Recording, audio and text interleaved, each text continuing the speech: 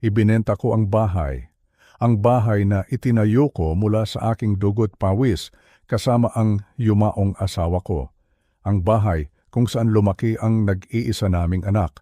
Ang bahay na akala niya ay mamanahin niya kapag ako'y nawala na.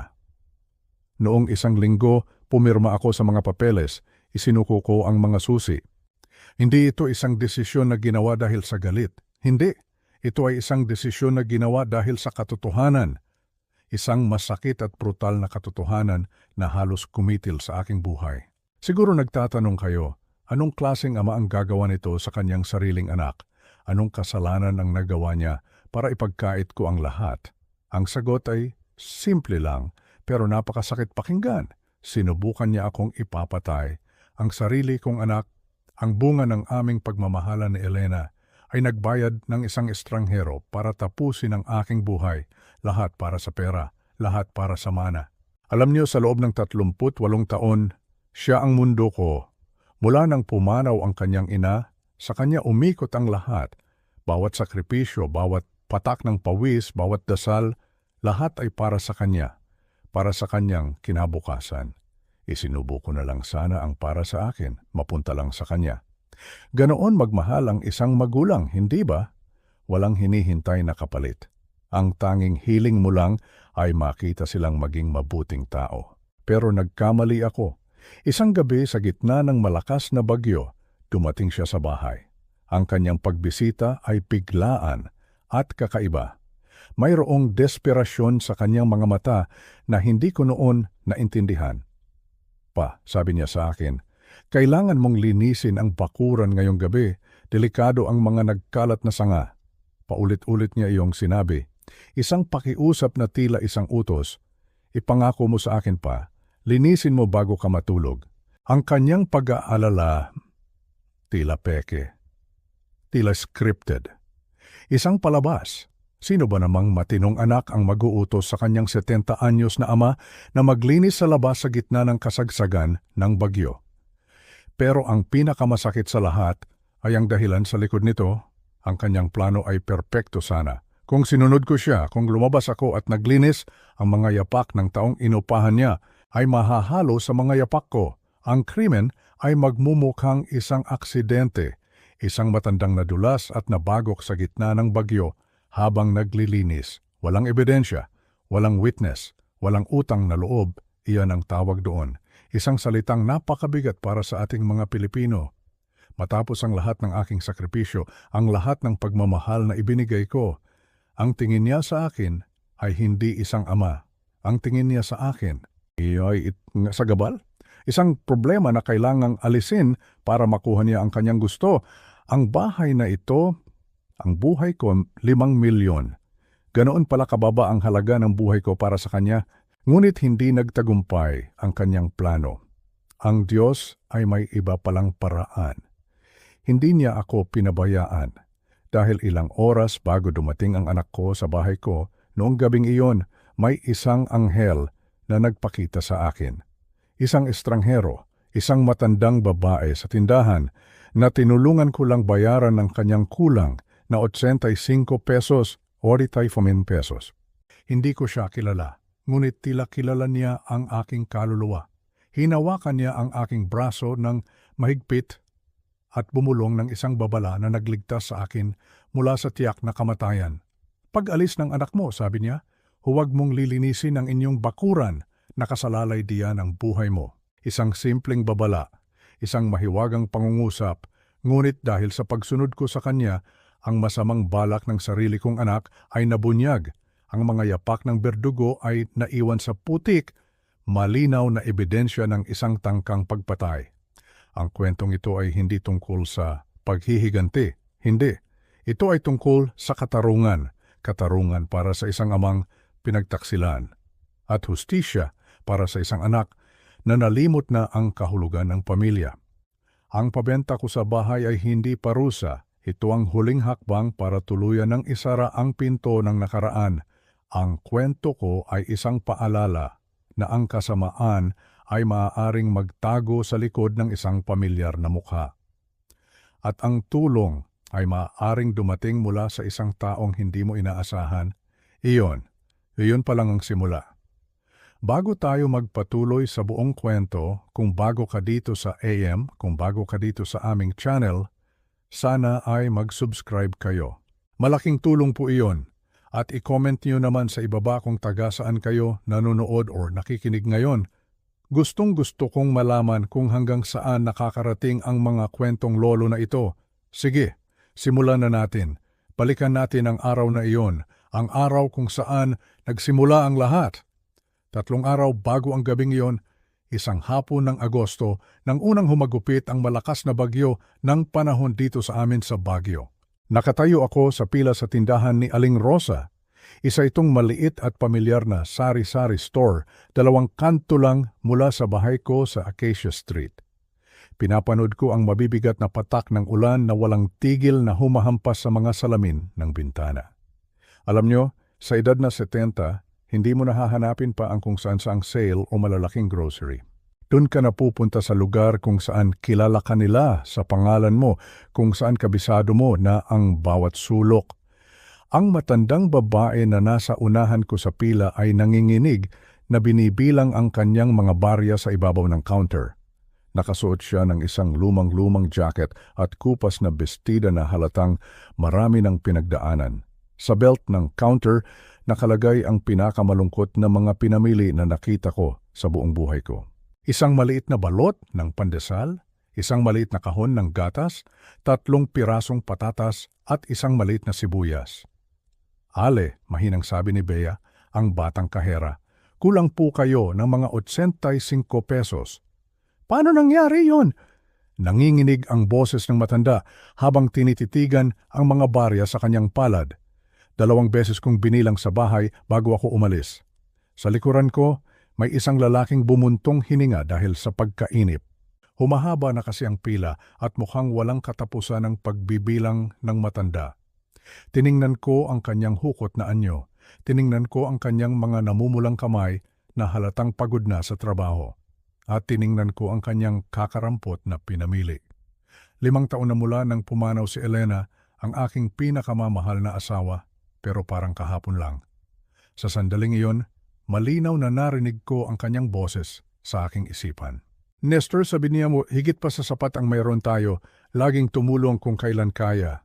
Kaya naman bago pa man magsalita ulit si Bea, nagsalita na ako. Isama muna sa akin, Ineng, sabi ko, habang marahang inilalagay ang isang 200 peso bill sa counter. Nako, iho, hindi mo na kailangang gawin yan. Lumingon sa akin ang matandang babae at sa sandaling iyon nagtama ang aming mga mata. Diyos ko? Ang kanyang mga mata, hindi malabo o malayo gaya ng inaasahan mo sa isang taong may edad na. Ang mga mata niya ay kasing linaw ng langit pagkatapos ng ulan at kasing talim ng basag na salamin. Tila tumagos ang mga iyon sa aking kaluluwa, sa paraang biglang nagpapatigil ng aking hininga. Mayroong isang sinaunang hiwaga sa kanyang titig, isang bagay na tila may alam sa mga bagay na hindi ko pa nalalaman at hindi ko gugustuhing malaman. Salamat, iho, mahina niyang sabi, at pagkatapos ay hinawakan niya ang aking manggas. Nakakagulat ang higpit ng kanyang pagkakahawak, para bang ayaw niya akong bitawan. Hindi malilimutan ang kabutihan mo. Kinuha niya ang kanyang mga pinamili at akala ko ay aalis na siya. Ngunit lumingon siyang muli. Sa isang iglap, tila tumahimik ang buong tindahan. Ang ingay ng ulan, ang bulungan ng mga tao sa pila, lahat ay nawala. Lumapit siya sa akin at naamoy ko ang pinaghalong amoy ng alkampor at tuyong sampagita at saka siya bumulong. Makinig kang mabuti, sabi niya. Ang kanyang hininga ay mainit sa aking tainga. Kapag umalis ang anak mo ngayong gabi, huwag mong lilinisin ang inyong bakuran. Naguluhan ako. Patawad po, ano po? Bumaon ang kanyang mga daliri sa aking braso. Mas humigpit ang hawak niya. Nakasalalay diyan ang buhay mo, kiit niya, at may tindi sa kanyang boses na nagpakilabot sa akin. Kahit anong sabihin niya, huwag kang maglilinis hanggang umaga, ipangako mo sa akin. Ang kanyang intensidad, ang kanyang mga mata na nakatitig sa akin, para bang nakikiusap siya para sa aking buhay. Hindi ko alam kung bakit, pero tumango ako. Sige po, ipinapangako ko na. Pagkasabi ko niyon, binitawan niya ako. Tumango siya at sa isang nakakagulat na bilis, naglakad siya palabas. Pumukas ang pinto at nawala siya sa gitna ng buhos ng ulan na para bang hindi siya kailanman nag-exist. Kumabog ng malakas ang dibdib ko para akong nawalan ng hangin. Tio Nestor, okay lang po kayo? Tanong ni Bea na may pag-aalala sa kanyang muka. Oh, okay lang, sagot ko, habang pilit na pinapakalma ang sarili. Umiling ako at binayaran ang aking mga pinamili, manok, gulay at tinapay, at lumabas din ako sa gitna ng bagyo. Hampas ng malakas na hangin ang sumalubong sa aking mukha paglabas ko ng tindahan. Mahigpit ang hawak ko sa supot ng aking mga pinamili habang ang mga salita ng matandang babae ay paulit-ulit na umuugong sa aking isipan, na tila isang sirang plaka. Huwag mong lilinisin ang inyong bakuran, nakasalalay diyan ang buhay mo. Pinilit kong iwaksi iyon, sabi-sabi lang ng matanda. Nestor, sabi ko sa sarili ko, isang pagkataon lang. Pero habang naglalakad ako pauwi, sa bawat hakbang ko sa basang lupa, hindi ko maalis sa isip ko ang kanyang mga matang tila nakakita na ng katapusan ng mundo at bumalik para magkwento. Pagdating ko sa bahay, inilapag ko ang mga pinamili sa mesa sa kusina. Ang bahay ay tila mas malamig kaysa dati. Ang bawat ugong ng hangin sa labas ay nagdudulot ng kakaibang kilabot. Habang nag-aayos ako ng mga binili, muli kong sinulyapan ang bakuran sa likod bahay. Puno ito ng mga basag na sanga, mga nalagas na dahon, at putik na dala ng malakas na ulan at hangin. Mukha itong magulo, mukha itong kailangang linisin. Ngunit ang pangako ko sa matanda, nanatili iyon sa aking isipan. Napabuntong hininga na lang ako. Bukas ko na lang aayusin, sabi ko sa sarili ko. Nang gabing iyon, mga bandang 6:30, habang naghahanda ako ng isang simpleng hapunan, isang matinding liwanag ang biglang gumuhit sa dingding ng aking sala. Isang sasakyan. Ang tunog ng mga gulong na lumalagapak sa basang daanan ay pamilyar. Puso ko'y biglang tumibok ng mas mabilis, hindi dahil sa takot, kundi dahil sa pag-asa. Si Paulo. Ang anak ko. Bago pa man siya makakatok, pinuksan ko na ang pinto. At doon nga, nakatayo siya sa ilalim ng ulan. Ang kanyang itim na kotse ay nakaparada sa likuran niya. Paulo, pasok anak. Mababasa ka ng husto, sabi ko. Hindi maitago ang ngiti sa aking mga labi. Ilang buwan na rin mula noong huli siyang dumalaw ng hindi ko hinihiling. Hindi ako magtatagal pa. Pumasok siya. Pinagpag ang tubig ulan mula sa kanyang mamahaling jacket, ngunit hindi niya ito hinubad. Isang senyales na hindi siya magtatagal, na siya'y parang bisita lang sa sarili naming tahanan. Sa edad na 38, ang anak ko ay naging isang estranghero sa akin. Ang kanyang mukha ay matalim. Ang kanyang mga mata ay laging nakapako sa screen ng kanyang cellphone at palagi siyang tila may hinahabol na oras. May business trip ako, sabi niya, habang inililibot ang kanyang mga mata sa paligid, umiiwas sa aking tingin. Aalis na ako sa loob ng 1 oras. Dinaanan lang kita para kumustahin. Salamat naman at naisip mo, sinubukan kong panatilihing kalmado ang aking boses kahit na sa loob-loob ko'y may kaunting kirot. Gaano ka katagal mawawala? 1 linggo, siguro mga 10 araw. Ang kanyang tingin ay napadako sa mga litrato namin ni Elena na nakasabit sa dingding bago ito lumipat sa bintanang nakaharap sa magulong bakuran. Grabe na ang daan sa labas. Bukas pa nila lilinisin. Panes, sabi niya, at biglang nagiba ang tono ng kanyang boses. Naging mas seryoso, mas mapilit. Kailangan mong linisin ang bakuran ngayong gabi bago pa lumala. Napakunot ang noo ko. Ngayong gabi, Paulo? Umuulan pa rin ng malakas sa labas? Gawin mo na ngayong gabi pa. May diin sa kanyang boses na hindi ko gusto. Isang diin na tila hindi pakiusap, kundi isang utos. Hindi ka na bumabata. Kung may mangyari sa'yo, kailangang makapasok ang mga emergency services. Kailangan malinis ang daanan. Ang kanyang pag-aalala ay tila peke, masyadong scripted, masyadong pinraktis. Hindi ito ang tunay na pag-aalala ng isang anak para sa kanyang ama. Sa isang iglap, bumalik sa akin ang babala ng matanda. Kahit anong sabihin niya, huwag kang maglilinis hanggang umaga. Isang malamig na kilabot ang biglang gumapang sa aking likuran. Kaya ko pa ang sarili ko, dahan-dahan kong sabi. Pinipilit na hindi ipakita ang biglaang kaba na nararamdaman ko. Talaga ba? Lumapit siya sa akin at nakita ko ang isang bagay sa kanyang mga mata. Isang bagay na hindi ko pa nakikita dati. Mag-isa ka lang dito, di ba? Walang ibang titingin sa'yo. Nasa Manila, ang pamilyang Santos, hindi ba? Para akong binuhusan ng malamig na tubig. Paano mo nalaman? Tinawagan ko sila noong 1 linggo, mabilis niyang sagot, para lang siguraduhin na may nagbabantay sa'yo. Ang paliwanag niya ay tila makatwiran, ngunit ang pakiramdam ko ay hindi. Mali. Mayroong napakamali sa lahat ng ito. Bakit siya biglang naging ganito kainteresado sa kung sino ang kasama ko sa bahay? Bakit niya kailangang tawagan ang mga kapitbahay ko? At bakit niya ako pinipilit na lumabas at maglinis sa gitna ng bagyo? Linisin mo na lang ang bakuran pa, please, sabi niya ulit. Habang tinitingnan ang kanyang cellphone, kumunot ang kanyang noo.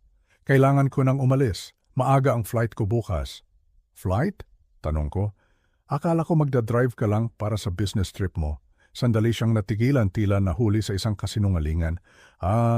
Magdadrive ako papuntang Maynila ngayong gabi, tapos doon ako sasakay ng eroplano papunta sa Cebu.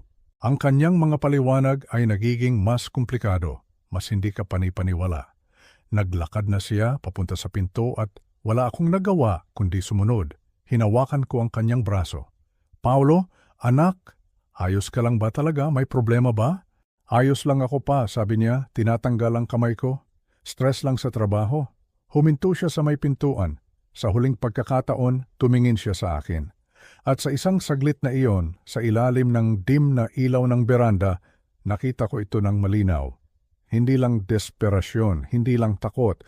Nakita ko ang isang taong nakakulong, isang taong nagmamakaawa sa paraang hindi niya masabi. Ipangako mo sa akin pa, halos pabulong niyang sabi. Lilinisan mo ang bakuran ngayong gabi.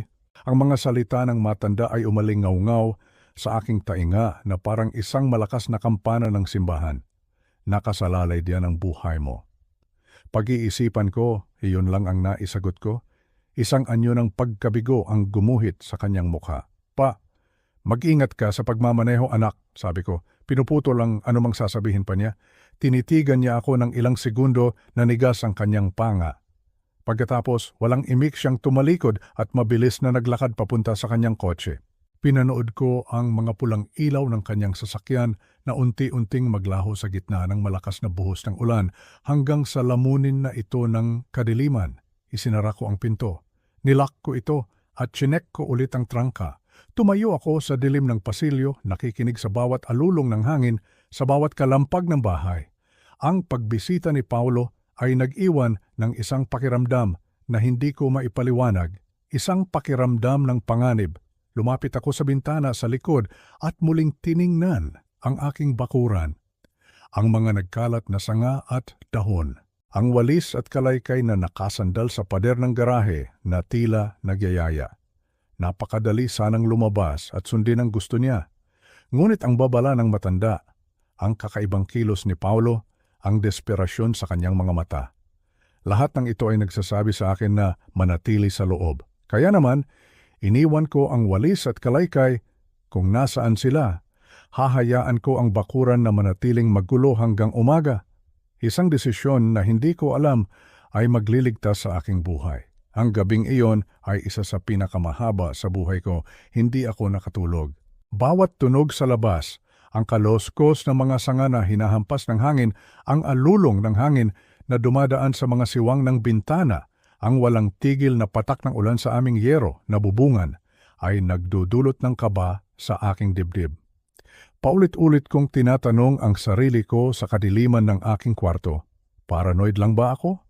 Nag-o-overthink lang ba ako dahil sa sinabi ng isang estrangherong matanda sa tindahan? Siguro ay dala lang ito ng katandaan, ng pag-iisa.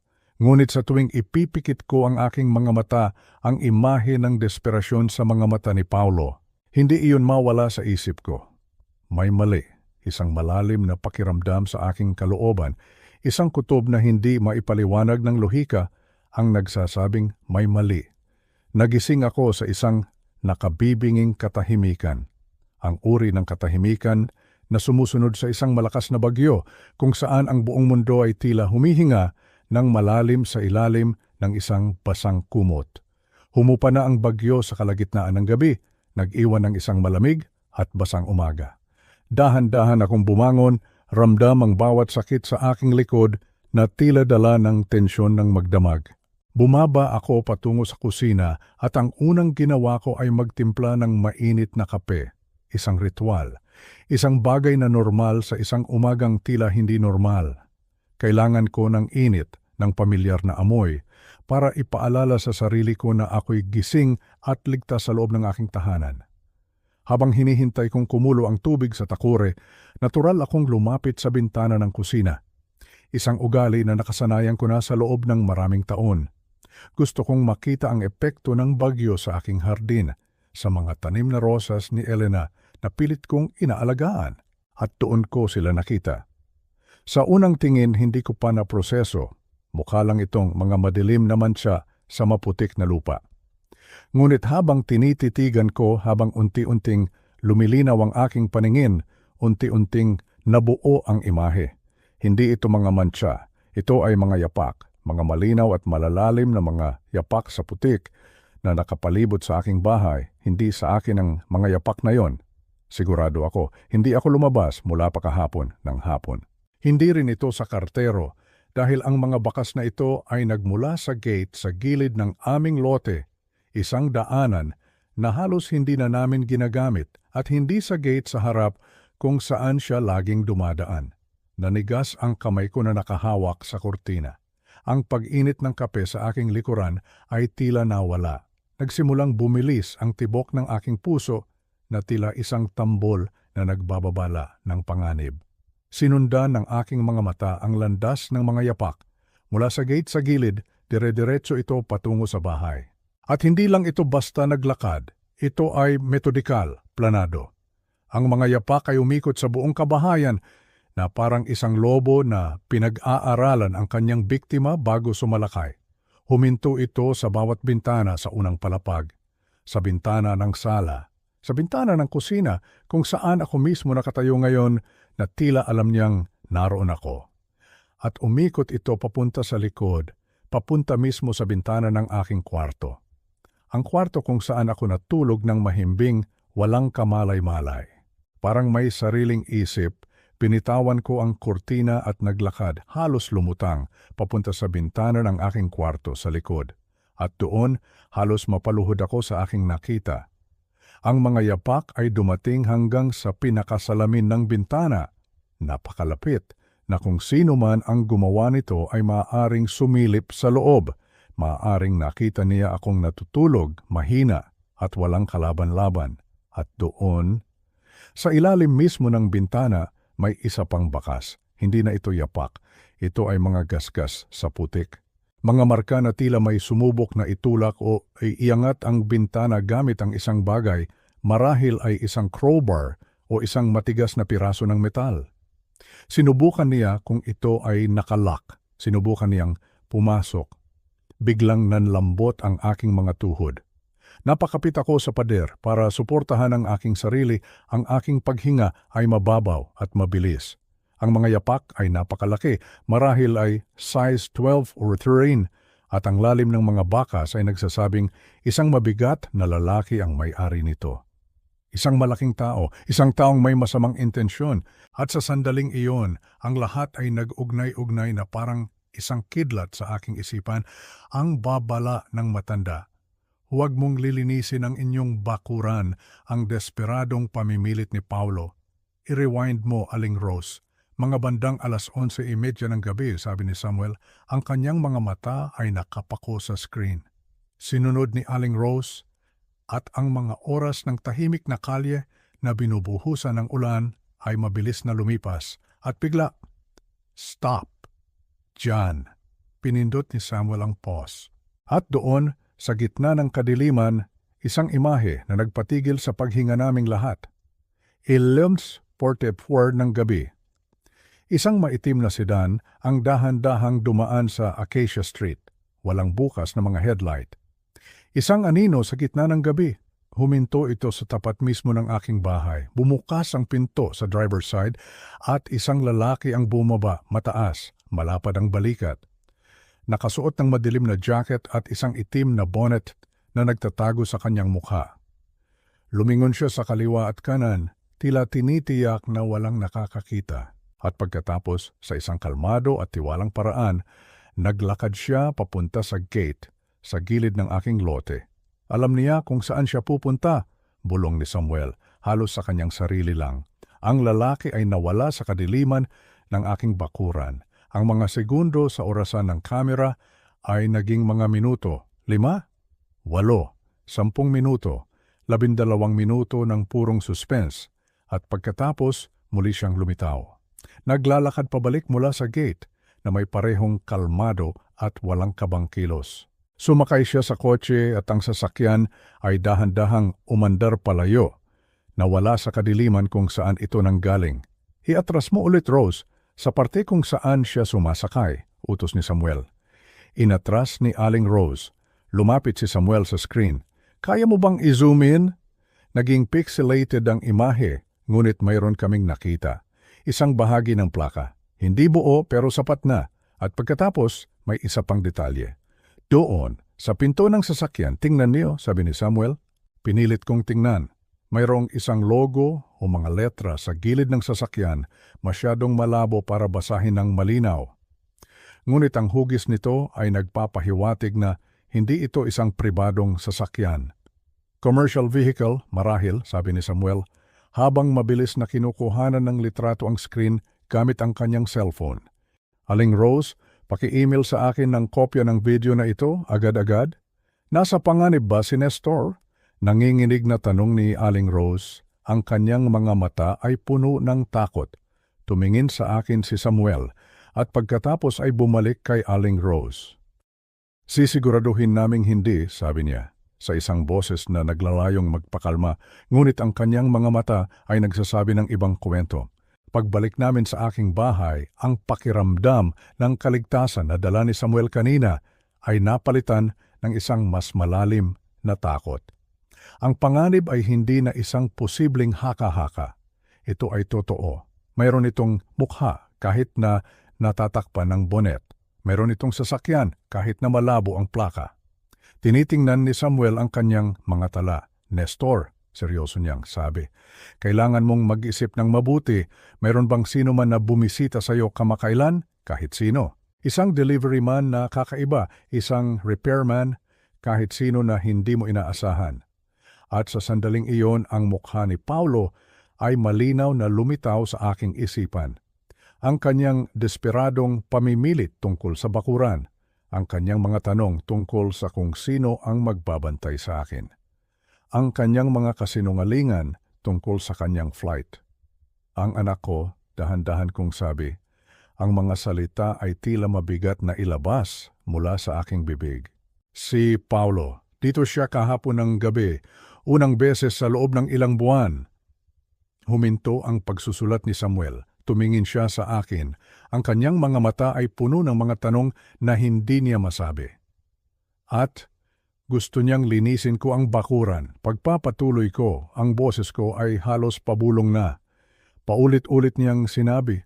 Nagalit pa siya nang sabihin kong maghihintay ako hanggang umaga. Isang mabigat na katahimikan ang bumalot sa aming dalawa.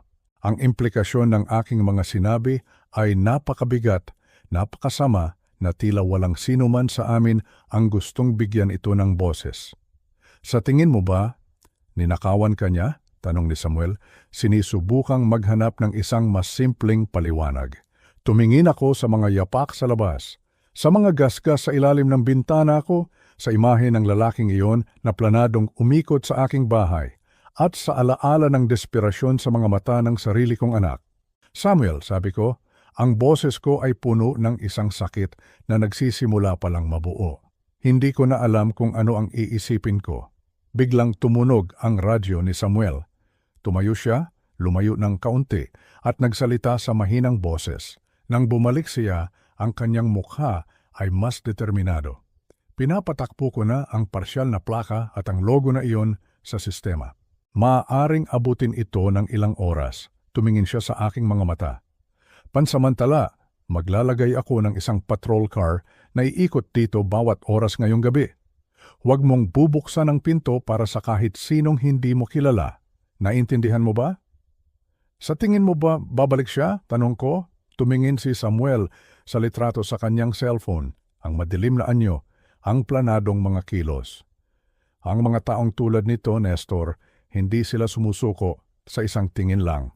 Mahina niyang sabi, kailangan nating malaman kung sino siya. At kailangan nating malaman ito ng mabilis bago pa siya magkaroon ng pagkakataong bumalik. Ang mga sumunod na oras ay isang pagsubok sa aking katinuan. Bawat anino, bawat kaluskos ay nagpapadala ng alon ng takot sa aking buong katawan. Hindi ako makakain, hindi ako makaupo ng mapakali. Paulit-ulit akong lumalapit sa bintana, tinitingnan ang police car na dahan-dahang dumadaan sa aming kalye. Isang pansamantalang simbolo ng kaligtasan sa isang mundong biglang naging napakadelikado. Ang tawag mula kay Samuel ay dumating bandang tanghali, isang tawag na nagpabago sa lahat, isang tawag na nagbigay ng pangalan sa aking kinatatakutan. Rico, sabi niya sa kabilang linya, walang anumang pag-alinlangan. Rico Manalastas, iyon ang pangalan ng lalaki. Napaupo ako ng bigla sa silya sa kusina. Ang bigat ng isang pangalan ay tila nagpabagsak sa akin. Sino siya? Isang profesional. May record siya na umaabot pa ng 20 taon, sabi ni Samuel. Ang kanyang boses ay malamig at seryoso. Assault, robbery, organized crime, 2 beses nang nakulong, isa sa Bilibid, isa dito sa Baguio City Jail. Nakalaya siya 18 buwan na ang nakalipas. Nanuyo ang aking lalamunan. Anong ibig mong sabihin sa profesional? Nestor, sabi ni Samuel, at ang paggamit niya sa aking unang pangalan ay nagsasabi kung gaano kaseryoso ang sitwasyon. Ang taong ito ay hindi isang simpleng magnanakaw. Siya ang uri ng tao na inuupahan mo kapag mayroon kang isang problema na kailangan mong asikasuhin. Ang buong kusina ay tila umikot, asikasuhin. Ang salitang iyon, napakalamig, napakasama. Ang ibig kong sabihin, hindi siya nag-iisa. May nagpadala sa kanya sa bahay mo. May nagbayad sa kanya. Mas humigpit ang hawak ko sa telepono. Para saan? Iyon ang inaalam pa namin. Ngunit pakinggan mo ako, Nestor. Ang mga taong tulad ni Rico ay hindi nag-aaksaya ng panahon sa pagnanakaw. Ibinabayad sila para gawin ang mga bagay na hindi kayang gawin ng karamihan. Mga bagay na marahas. Mga bagay na marahas. Ang mga salitang iyon ay tumagos sa akin na parang isang kutsilyo. Samuel, natagpuan na namin ang motel na tinutuluyan niya. Pine Grove, malapit sa Marcos Highway. Nag-check-in siya 3 araw na ang nakalipas sa ilalim ng peking pangalan pero kinilala siya ng desk clerk mula sa litrato. Nagbayad siya ng cash at minamaneho niya ang isang nirerentahang kotse. Ang sedan mula sa footage. 3 araw na ang nakalipas. Tama lang bago dumating si Paulo. Tama lang bago ako bigyan ng babala ng matandang babae. Ang lahat ng mga piraso ay unti-unting nabubuo. At ang larawang lumalabas ay isang imahe na hindi ko kayang tanggapin. Ano ang gusto ng taong ito sa akin? Tanong ko. Kahit na sa loob-loob ko, nagsisimula ko ng malaman ang sagot. Hindi pa namin alam, pero hindi na kami maghihintay para malaman pa iyan, sabi ni Samuel. Narinig ko ang kaluskos ng mga papel sa kabilang linya. May mga unit na kami na nakaposisyon malapit sa motel. Minamanmanan namin ang bawat kilos niya. Kinumpirma ng rental company na nasa kanya pa rin ang sasakyan at Nestor, nakuha na namin ang kanyang phone records. May isang tawag siyang ginawa kagabi, 11:30 ng gabi, bago mismo siya pumunta sa bahay mo. Napigil ko ang aking hininga. Kanino? Inaalam pa namin, ngunit isang bagay ang sigurado, may nag-utos sa kanya na pumunta roon, may nagbigay sa kanya ng address mo. Muli kong naisip ang mga yapak sa putik. Ang planadong pag-ikot niya sa bahay. Ang mga gasgas sa ilalim ng bintana ng aking kwarto. Pabalik siya, hindi ba? Mahina kong sabi. Ang kagabi, reconnaissance lang iyon. Yun din ang tingin namin. Oo, Tumigas ang boses ni Samuel. Kaya kailangan kong makinig ka ng mabuti, manatili ka sa loob. I-lock mo ang lahat ng pinto at bintana. Maglalagay ako ng isang pulis, si Officer Brennan, sa labas ng bahay mo buong araw at buong gabi. Kung lalapit si Rico kahit saan sa Acacia Street, huhulihin namin siya. Sa tingin mo ba, babalik siya ngayong gabi? Sa tingin ko, may trabaho siyang binayaran para gawin. At hindi pa niya ito tapos. Kaya oo, sa tingin ko, babalik siya. May sandaling katahimikan bago siya nagpatuloy. Nestor, mag-isip kang mabuti. Mayroon bang sino man na may galit sa iyo? Kahit anong alitan, problema sa pera, kahit ano? Ang mukha ni Paulo ay muling lumitaw sa aking isipan. Mas malinaw kaysa dati ang desperasyon sa kanyang boses. Ipangako mo sa akin na lilinisin mo ang bakuran, ang kanyang mga tanong tungkol sa kung mag-isa lang ba ako. Wala akong maisip na kahit sino, sabi ko. Ngunit ang mga salita ay parang isang malaking kasinungalingan sa aking bibig. Kung gayon, mag-isip kang mabuti, sabi ni Samuel. Dahil may isang taong umupa kay Rico Manalastas. Isang taong nakakaalam kung saan ka nakatira. Isang taong gusto siyang mapunta rito kagabi. Pagkatapos naming mag-usap, nanatili akong nakaupo sa mesa sa kusina ng matagal. Nakatitig lang sa kawalan. Rico Manalastas, isang taong inuupahan para mawala ang mga problema at may isang taong itinuro siya sa akin. Ang babala ng matanda, ang kakaibang kilos ni Paulo, ang mga yapak sa putik, ang pangalan ng isang berdugo, ang lahat ng mga piraso ay nandyan na. Isang puzzle na ayaw kong buuin dahil natatakot ako sa kung ano ang mabubuo nito. Ang cellphone ko ay nasa mesa. Maaari kong tawagan si Paulo. Maaari kong tanungin siya ng direkta. Ngunit anong itatanong ko? Ang mga tanong na nabubuo sa aking isipan ay napakasama, napaka-imposibleng bigkasin. Ang ideya ay kabaliwan. Siya ang anak ko, ang aking munting Paulo. Ngunit nakita ko ang mga yapak. Napanood ko ang footage. Narinig ko ang boses ni Samuel nang sabihin niyang isang taong inuupahan mo kapag mayroon kang isang problema na kailangan mong asikasuhin. Isang malamig na takot ang bumalot sa aking dibdib kasing bigat ng isang bato. Hindi ito nagkataon lang. Hindi ito isang pagkakamali. May isang taong may gusto sa akin. Isang bagay na permanente. At sa isang madilim na sulok ng aking isipan, sa isang lugar na ayaw kong tingnan, nagsisimula ko ng maintindihan kung sino. Ang tawag mula kay Detective Reyes ay dumating kinabukasan ng umaga. Isang boses na kalmado, propesyonal, ngunit may bigat na nagsasabi ng isang balitang hindi maganda. Mr. Nestor, maaari po ba kayong pumunta dito sa istasyon? Mayroon lang po kaming ilang bagay na kailangan naming linawin sa inyo. Ang kanyang formalidad, ang gamit si Restina Panikmi at si Mr. ay isang sinyales na ang usapan ay hindi na basta-basta. Ito ay opisyal, ito ay malala. Sa buong biyahe papunta sa istasyon ng pulis sa Main Street, ang aking isipan ay isang magulong bagyo. Ano ang natuklasan nila? Ano ang sasabihin nila sa akin? Sa isang bahagi ng aking puso, mayroong isang maliit na tinig ng pag-asa. Isang desperadong tinig na bumubulong. Sana nagkakamali ka, Nestor.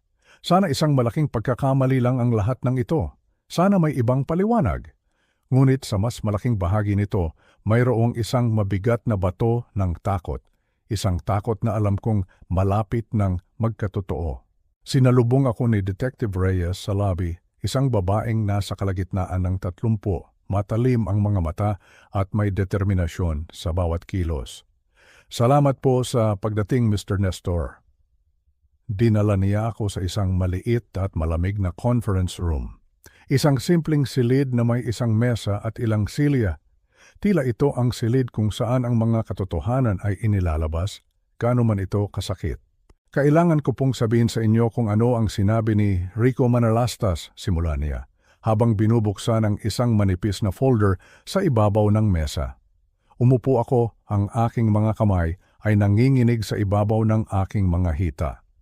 Si Rico ay nakikipagtulungan na po sa amin. Inamin na niya ang lahat. Bawat salita niya ay tila isang martilyo na pumupukpok sa aking dibdib. Sabi niya, Inupahan siya humigit kumulang 1 linggo na ang nakalipas para asikasuhin ang isang sitwasyon. Pagpapatuloy ni Reyes, ang kanyang mga mata ay hindi humihiwalay sa akin. Iyon po ang eksaktong mga salitang ginamit niya, asikasuhin. Ang salitang iyon ulit, ang silid ay tila umikot, ang paghinga ko ay naging mababaw, ang bakuran, bulong ko, ang mga dahon, ang ulan. Eksakto, tumango si Reyes. Kung naglinis po kayo, ang kanyang mga yapak ay mahahalo sa inyo. Magmumukhang kayo ay nagtatrabaho sa labas. Marahil ay nadulas, nagkaroon ng aksidente. Ang kanyang unang pagpunta ay para magmanman. Tiningnan niya ang inyong routine. Tiningnan niya kung aling bintana ang pinakamadaling pasukin. Ang plano niya ay bumalik kinabukasan. Ang gabi kung kailan kami nagsimulang mag-imbestiga dahil hindi nyo nilinis ang bakuran. Ang bawat detalye ay isang patunay sa isang plano na napaka-perpekto, napakalamig, napakasama. At bawat detalye ay itinuturo ang daliri sa iisang tao. Inilabas ni Detective Reyes ang isang papel mula sa folder, isang bank statement. Mr. Nestor, pinag-aralan namin ang mga phone records at bank transfers ni Rico. Hindi lang po cash ang tinanggap niya. Mayroon pong isang electronic transfer na pumasok sa account niya. 2 araw na ang nakalipas. Nanuyo ang aking lalamunan. Ang aking mga labi ay halos hindi gumagalaw. Kanino ang galing? Tinitigan ako ni Reyes ng matagal. Isang tingin na puno ng awa, isang tingin na ayaw kong makita. At pagkatapos, inilapag niya ang bank statement sa harap ko, dahan-dahan. At doon, nakasulat sa itim at puti ang katotohanang pilit kong tinatakasan, ang pangalan na sumira sa aking mundo. Sender, Paulo Reyes, ang anak ko. Ang silid ay nawala. Ang mga tunog ay humina. Ang tanging nakikita ko lang ay ang pangalan na iyon. Paulo. Paulo. Paulo? Umiikot sa aking isipan. Hindi, bulong ko. Ang boses ko ay boses ng isang estranghero. Hindi. Hindi niya magagawa ito. Sigurado may pagkakamali. Mayroon pa po, sabi ni Reyes. Ang kanyang boses ay malumanay, ngunit walang awa. Inilatag niya ang iba pang mga papel sa mesa na parang mga baraha sa isang napakasamang laro. Mga print-out ng text messages, mga mensahe sa pagitan ng cellphone ng aking anak at ng burner phone ng berdugo. Siguraduhin mong mag-isa lang ang matanda. Gawin mo na, ngayong linggo, hindi na maghihinala yun. Ngayong gabi, mag-isa lang siya sa bahay. Hindi ako makahinga. Bawat mensahe ay isang kutsilyo na paulit-ulit na itinarak sa aking puso. Ang mga phone records ay nagpapakita ng 3 tawag sa pagitan nila. Pagpapatuloy ni Reyes. Ang huli ay 7:15 ng gabi. Pagkatapos mismo umalis ni Paulo sa bahay ninyo. Pagkatapos mismo niyang ipilit sa inyo na linisin ang bakuran. Pagkatapos mismo niyang itanong kung mag-isa lang kayo. Bakit? Ang salita ay lumabas na basag at puno ng sakit. Bakit niya ito gagawin? Inilabas ni Detective Reyes ang isa pang dokumento. Ang anak niyo po ay may utang na 5 milyong piso, 5,000 pesos. Utang sa sugal, online poker, sabong, sports betting. Malalim na po ang pagkakabaon niya sa loob ng 2 taon. 5 milyon. Paano ko hindi nalaman? Nakatanggap na po siya ng mga banta mula sa mga loan shark. Magbayad ka o mananagot ka, alam namin kung saan ka nakatira. Ang boses ni Reyes ay walang tigil, bawat salita ay isang dagok. Ang mga numero ay nagsasayaw sa harap ng aking mga mata. Ang aking bahay, ang aking buhay.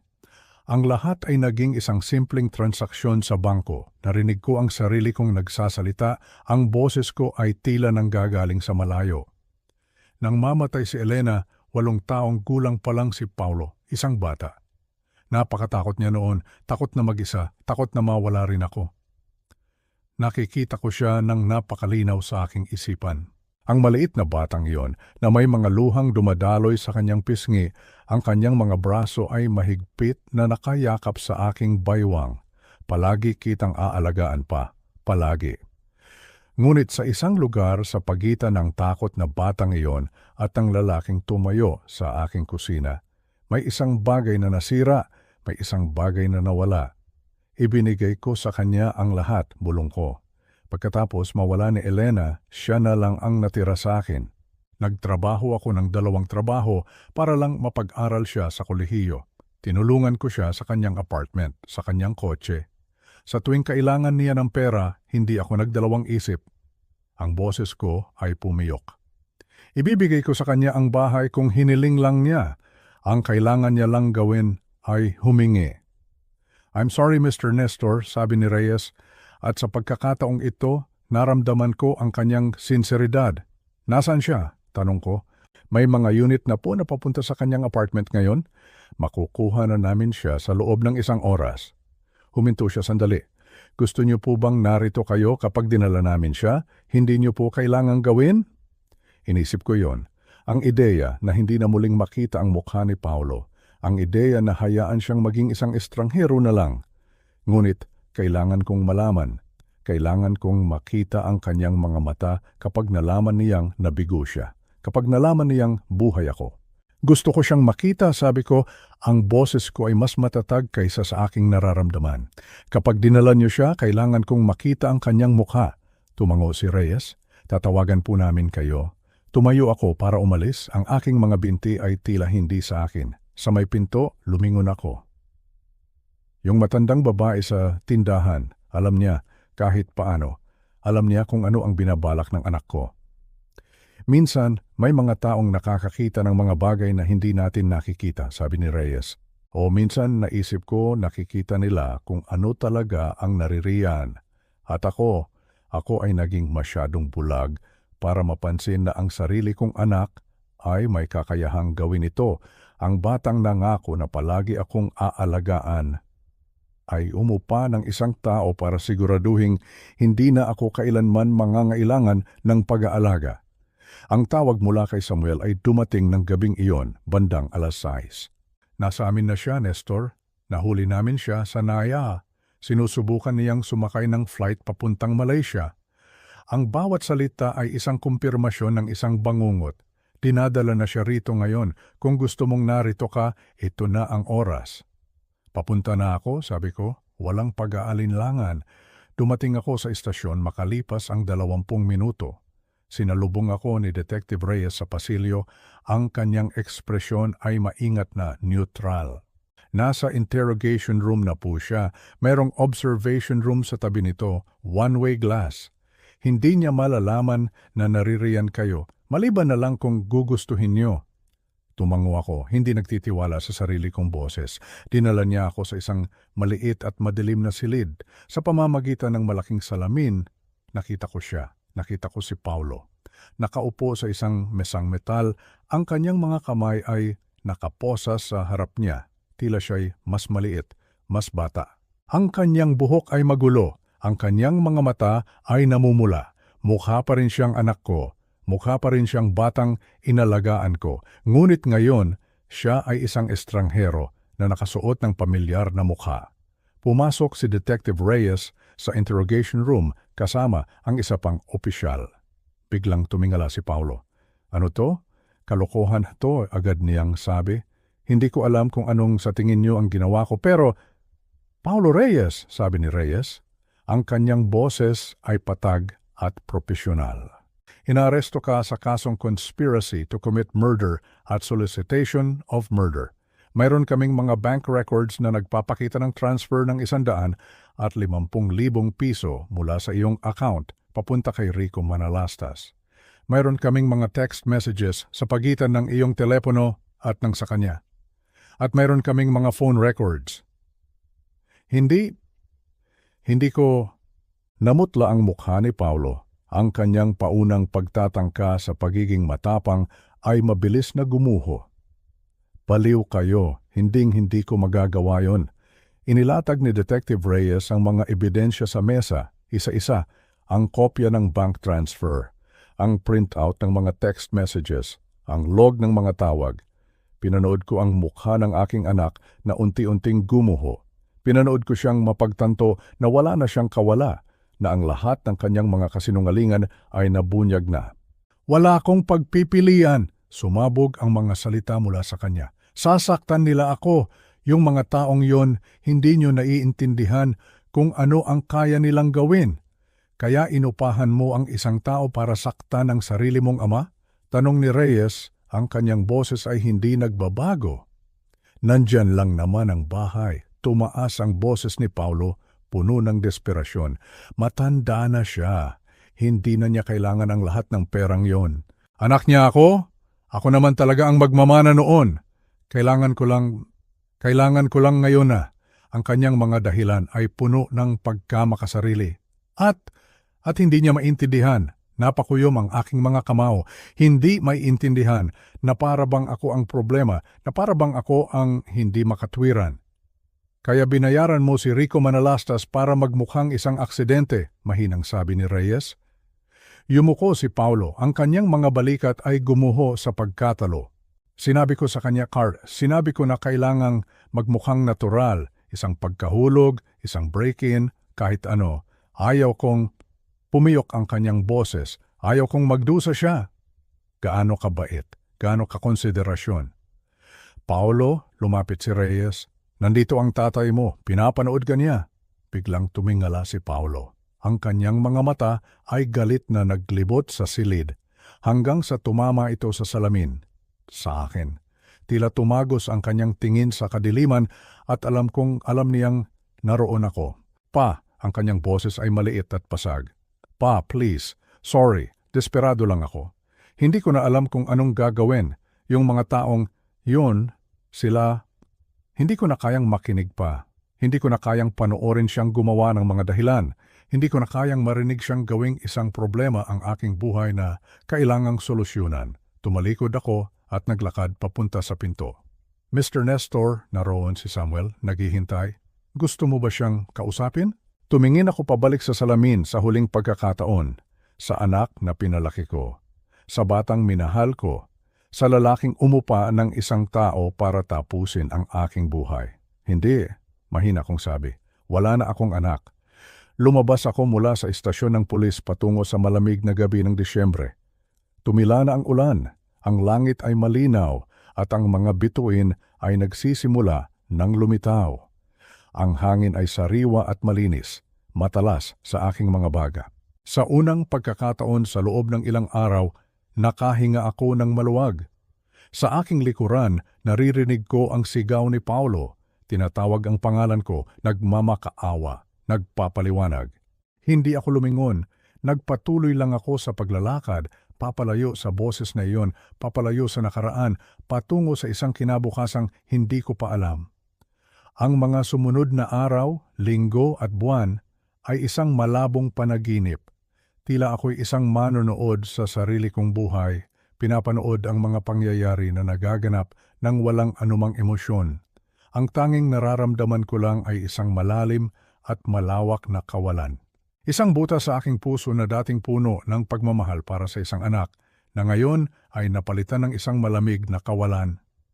Ang proseso ng legal ay mabilis. Sa harap ng napakaraming ebidensya, ang bank transfer, ang mga text messages, ang testimonya ni Rico Manalastas na nakipagtulungan para sa isang mas mababang sentensya, wala nang magawa ang abogado ni Paulo. Umamin si Paulo sa lahat ng kasalanan, conspiracy to commit murder. Hindi ako dumalo sa pagbasa ng hatol. Hindi ko kaya. Hindi ko kayang makita siyang nakatayo roon, hinahatulan para sa isang krimen na ako ang biktima. Si Detective Reyes ang tumawag sa akin para ibalita ang desisyon ng korte. 25 taon, sabi niya sa telepono. Ang kanyang boses ay propesyonal ngunit may bahid ng simpatiya. May posibilidad ng parol pagkatapos ng 15 taon. 25 taon, isang mahabang panahon, ngunit tila hindi sapat para sa isang buhay na halos kunin. Si Rico Manalastas ay nakakuha ng 30 taon. Walang parol, dagdag niya. Salamat, iyon lang ang nasabi ko. Salamat sa lahat. Pagkatapos kong ibaba ang telepono, umupo ako sa aking sala, sa parehong silya kung saan ko pinanood si Paulo na lumaki. Ang bahay ay puno ng mga alaala, mga multo ng isang masayang nakaraan, ang tawa ni Paulo bilang isang bata na naghahabulan sa sala. Ang amoy ng niluluto ni Elena tuwing Pasko, ang mga kaarawan, ang mga pagtatapos, Ang bawat sulok ay may kwento. At ngayon, lahat ng kwentong iyon ay nabahira ng isang madilim na katotohanan. Ang bahay na ito, na dati isang kanlungan, ay naging isang kulungan ng mga alaala. Alam ko sa sandaling iyon na hindi ko na kayang manirahan dito. Kailangan kong umalis. Kailangan kong iwan ang lahat. Tumawag ako sa isang real estate agent kinaumagahan. Pagkatapos ng ilang linggo, ang bahay ay naibenta. Sa araw na pumirma ako sa mga papeles at isinuko ang mga susi, walang luha na pumatak. Wala akong naramdaman kundi isang malaking pakiramdam ng kaluwagan. Tila isang mabigat na kadena ang natanggal mula sa aking mga balikat.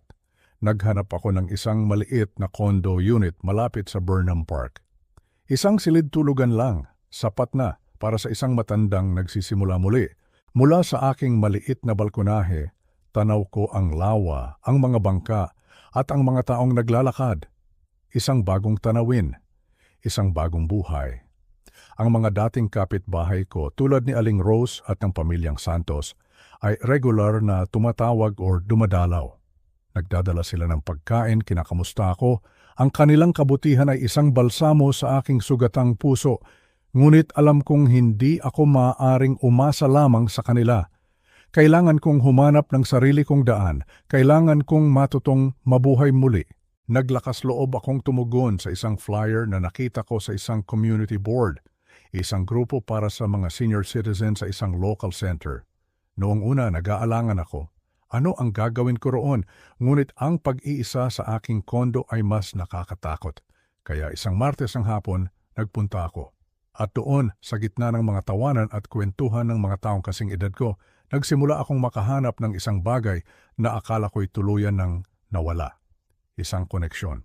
Doon ko nakilala si Mang Warren, isang retiradong guro na napakahusay sa chess. Si Mang Harvey, isang dating seaman na puno ng mga kwento tungkol sa iba't ibang panig ng mundo. Si Mang Ernest at Mang Lloyd, mga magkumpare na hindi mo mapaghihiwalay. Nagsimula kaming maglaro ng chess tuwing Huwebes, manood ng mga laro ng PBA sa isang maliit na karinderya, o simpleng magkape at magkwentuhan tungkol sa buhay. Walang mga tanong tungkol sa aking nakaraan, walang mga tingin ng awa, tanging pagkakaibigan lang. Doon nagsimula ang aking paglalakbay, isang paglalakbay papalayo sa anino ni Paulo at patungo sa liwanag ng isang bagong simula. Ang tagsibol ay dumating ng maaga sa taong iyon sa Baguio, tinutunaw ang mga huling bakas ng malamig na panahon. Sa pagdating ng Marso, ang mga pananim ay muling nagsimulang sumibol at ang mga bulaklak sa Burnham Park ay namukadkad sa iba't ibang kulay. Tila ang kalikasan mismo ay nagsasabi sa akin na posible ang muling pagsimula. Ang buhay ko ay nagkaroon ng isang bagong ritmo, isang simpleng ritmo na malayo sa drama at sakit ng nakaraan. Ang mga Huwebes ay para sa chess, kasama ang aking mga bagong kaibigan. Ang mga Sabado ay para sa panonood ng mga laro. At ang mga linggo ay para sa akin. Naglalakad ako sa paligid ng lawa, nagbabasa ng libro sa isang bench, o simpleng pinapanood ang mga pamilya na masayang naglalaro. Isang araw nakakita ako ng anunsyo para sa isang painting class na tinuturuan ng isang babaeng nagngangalang Carol. Hindi pa huli ang lahat para matuto, sabi niya sa flyer. Ang mga salitang iyon ay tumatak sa akin, kaya sumali ako. Natuklasan ko na wala akong talento sa pagpipinta ng mga landscape, ngunit medyo may kakayahan pala ako sa mga portrait. Ang bawat guhit ng brush ay tila isang paraan para ilabas ang mga emosyon na matagal ko nang kinikimkim. Si Barbara naman, ang librarian sa City Library, ay nag-alok sa akin ng voluntaryong trabaho 3 beses sa isang linggo. Ang pag-aayos ng mga libro sa mga estante, ang katahimikan ng aklatan, ang amoy ng mga lumang papel, lahat ng ito ay nagdulot ng kapayapaan sa aking kaluluwa. Isang umaga ng Mayo, habang namimili ako ng ilang prutas, napadaan ako sa tindahan ni Aling Rosa. Nakita ko si Bea, ang batang kahera, na abala pa rin sa likod ng counter. Ngumiti siya nang makita ako. "Tio Nestor, matagal na po kayong hindi napapadaan dito," bati niya. Lumipat na kasi ako sa downtown, Ineng, sagot ko. Huminto ako sandali. Bea, yung matandang babae noong Disyembre, yung tinulungan ko sa bayarin, nakita mo pa ba siya simula noon? Ang ngiti ni Bea ay dahan-dahang nawala na palitan ng isang nagtatakang ekspresyon. Tiyo, yun nga po ang pinagtataka ko. 6 na taon na po akong nagtatrabaho dito. Hindi ko pa po siya nakita bago ang araw na iyon at hindi ko na rin po siya nakita pagkatapos. Kailanman? Kailanman po, sabi niya. Para po siyang isang bula na bigla na lang sumulpot at bigla na lang nawala. Tumayo ako roon sa gitna ng abalang tindahan. Iniisip ang kanyang malinaw na mga mata, ang kanyang mahigpit na hawak, ang kanyang 6 na salitang babala na nagligtas sa aking buhay. Nakasalalay diyan ang buhay mo. Salamat, Bea, sabi ko at umalis na. Nang gabing iyon, nakaupo ako sa aking balkonahe. Pinapanood ang paglubog ng araw sa lawa. Isang pares ng mga ibon ang lumipad sa himpapawid. Humuhuni habang tinatahak ang kanilang daan pauwi. Inisip ko ang matandang babae na iyon. Sino man siya, nakita niya ang isang bagay noong araw na iyon. Isang madilim na hinaharap na nakalaan para sa akin. At sa kanyang simpleng babala, binago niya ang lahat. Iniligtas niya ang aking buhay. Hindi ko na marahil malalaman kung sino siya. Siguro, isa lang siyang nalilitong matanda na nagkataon lang. O siguro siya ay isang bagay na higit pa roon. Pero hindi na iyon mahalaga. Ang mahalaga ay narito ako, humihinga, pinapanood ang paglubog ng araw, nakikipagkaibigan, bumubuo ng isang buhay na tunay na sa akin. Nalaman ko na ang pamilya ay hindi lang tungkol sa kung kanino ka isinilang. Ito ay tungkol sa kung sino ang pinipiling manatili sa tabi mo, kung sino ang nagpapakita na may dalang pagkain, kung sino ang nakikipaglaro sa iyo ng chess tuwing Huwebes, kung sino ang nagtuturo sa iyo kung paano magpinta, sina Aling Rose, Mang Warren, Mang Harvey, Ernest, Lloyd, Carol, Barbara. Sila ang aking pamilya ngayon. Itinaas ko ang aking tasa ng kape sa hangin. Sino ka man, bulong ko? Salamat. Iniligtas mo hindi lang ang aking buhay, binigyan mo ako ng pagkakataong mabuhay muli. Dinala ng hangin ang aking mga salita palayo sa ibabaw ng tubig at sa isang lugar gusto kong isipin isang matandang babae na may mga matang puno ng kaalaman ang ngumiti. Hindi pa huli ang lahat para magsimula muli, para hanapin ang mga taong para sa iyo, para piliin ang kabutihan kaysa sa dugo. Nag-aalok ang buhay ng pangalawang pagkakataon sa mga pinakakakaibang paraan. Minsan, sa pamamagitan ng isang babala tungkol sa isang magulong bakuran. Ako ay 70 anyos na. At ngayon ko palang nauunawaan kung ano ang tunay na kahulugan ng mabuhay. Habang nakaupo ako sa aking balkonahe, pinapanood ang huling sinag ng araw na nagpapaalam sa ibabaw ng lawa, hindi ko maiwasang balikan ang lahat. Ang lahat ng nangyari sa loob ng ilang buwan ay tila isang masamang panaginip. Ngunit hindi. Totoo ang lahat. Ang sakit, ang takot, ang pagtataksil, lahat ay totoo. At sa pagbabalik tanaw ko, ngayon ko lang nakikita ang mga senyales. Mga maliliit na babala na pilit kong binaliwala dahil sa pagmamahal ng isang ama. Ngayon ko lang nakikita ang distansya na unti-unting lumaki sa pagitan namin ni Paulo. Ang mga hindi nasasagot na tawag, ang mga maiikling pagbisita na tila napipilitan lang, ang mga mata niyang laging umiiwas sa akin, tila may itinatagong isang madilim na sekreto. Ngayon ko lang napagtatanto ang desperasyon sa kanyang boses sa tuwing humihingi siya ng pera na palagi kong ibinibigay ng walang maraming tanong. Akala ko simpleng problema lang sa trabaho. Akala ko normal na bahagi lang ng buhay. Hindi ko inakala na ang aking anak ay nalulunod na pala sa isang kumunoy na siya mismo ang gumawa. Huwag kayong maging tulad ko, huwag ninyong hayaang bulagin kayo ng pagmamahal. Ang pagmamahal ng isang magulang ay dapat walang kondisyon, oo, ngunit hindi ito dapat maging bulag. Ang pag-ibig ay hindi dapat maging dahilan para balewalain ang katotohanan gaano man ito kasakit. Dahil minsan, ang panganib ay nagmumula sa taong pinakamalapit sa atin, sa taong hindi natin inaasahan. Nangailangan ako ng tulong. At ang Panginoon sa kanyang walang hanggang awa ay nagpadala ng tulong sa paraang hindi ko inaasahan, ang mahiwagang babae sa tindahan ni Aling Rosa. Hanggang ngayon, kinikilabutan pa rin ako kapag naiisip ko siya. Sino siya? Saan siya nanggaling? Bakit ako? Mga tanong na marahil ay hindi na masasagot. Ngunit sa aking puso, naniniwala ako. Naniniwala ako na siya ay isang sugo, isang mensahero na ipinadala para sa akin. Nakikita ng Diyos ang mga bagay na hindi natin nakikita. Alam niya ang mga katotohanang pilit nating itinatanggi at minsan gumagawa siya sa pamamagitan ng mga estranghero para iligtas tayo mula mismo sa ating sariling dugo.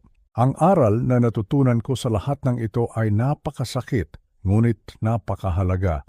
Ang tiwala ay hindi basta-bastang ibinibigay. Ito ay pinaghihirapan. Ang pamilya ay hindi nasusukat sa DNA. Hindi ito simpleng koneksyon ng dugo. Ang tunay na pamilya ay nasusukat sa presensya, sa katapatan, at sa pagmamahal na ipinapakita sa gawa, hindi lang sa salita. Ginugol ko ang 70 taon ng aking buhay sa paniniwalang ang dugo ay mas malapot kaysa sa tubig, na ang pamilya ay ang pinakamahalagang bagay sa mundo. At totoo iyon, ngunit ngayon ko lang naintindihan na ang pamilya ay hindi mo lang kapanganak, ito rin ay pinipili. At pinili ko na ang aking bagong pamilya. Ang aking pamilya ay naghihintay sa isang laro ng chess sa senior center. Sila ay sina Mang Warren at Mang Harvey. Ang aking pamilya ay nasa isang painting class, matiyagang nagtuturo sa akin kung paano ihalo ang mga kulay. Siya si Carol. Ang aking pamilya ay nasa isang tahimik na aklatan, ngumingiti sa akin habang nag-aayos ako ng mga libro. Siya si Barbara. Ang aking pamilya ay ang aking mga kapitbahay na hindi nagsasawang kumustahin ako. Sila ang mga taong nagpakita sa akin kung ano ang tunay na kahulugan ng pagkalinga. Kaya naman, napagdesisyonan kong ibahagi ang aking kwento. Ang mga kwentong lolo na ito na isinasalaysay ko sa inyo ngayon ay hindi lamang para sa libangan. Aritso pa ito ay mga babala, mga aral, mga paalala na ang kasamaan ay maaring magsuot ng isang pamilyar na mukha, na ang kaligtasan ay maaring dumating sa mga pinakakakaibang paraan, at ang pinakamahalaga sa lahat, na hindi pa huli ang lahat para magsimula muli. Kung ang isang matandang tulad ko sa edad na 70 ay kayang buuin muli ang kanyang nasirang buhay, kaya rin ng kahit sino. Ang pagbagsak ay hindi ang katapusan. Ang mahalaga ay ang pagbangon. Kung ang kwentong ito ay umantig sa inyong puso, sana ay i-share ninyo ito sa isang taong sa tingin ninyo ay nangangailangan ng mensaheng ito. Isang mensahe tungkol sa tiwala, sa tunay na kahulugan ng pamilya, at sa walang hanggang pag-asa ng mga bagong simula. Ang inyong suporta, ang inyong pakikinig, ang inyong mga komento, lahat ng iyan ay may malaking kahulugan sa akin. Nagbibigay ito ng layunin sa isang matandang tulad ko. Mula sa aking munting kondo dito sa Baguio, kung saan ang hangin ay malamig, ngunit ang mga puso ng mga tao ay mainit, nagpapasalamat ako sa inyo. Hanggang sa susunod na kwentong lolo, mag-ingat po kayong lahat.